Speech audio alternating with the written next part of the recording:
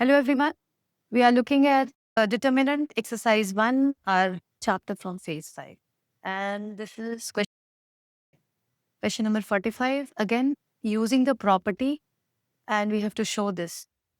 Okay, solution is expanded, but we'll see how we can do. Okay, the first thing we have to show this determinant is equal to 0. So, can we do something here?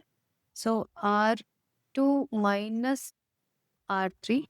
R2 minus R3. So 0, P minus Q, and P minus R, and Q minus P. So it will become Q minus R. 0 minus, so it will be Q minus R, and again Q minus R. Okay, R2 minus R3. And this is R3, R minus P, R minus Q, and 0.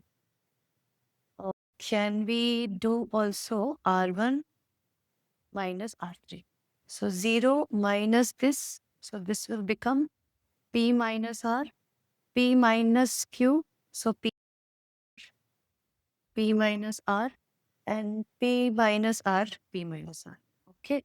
So if we do these two operations, we get this. And now this is simple. We factor out P minus R and Q minus R.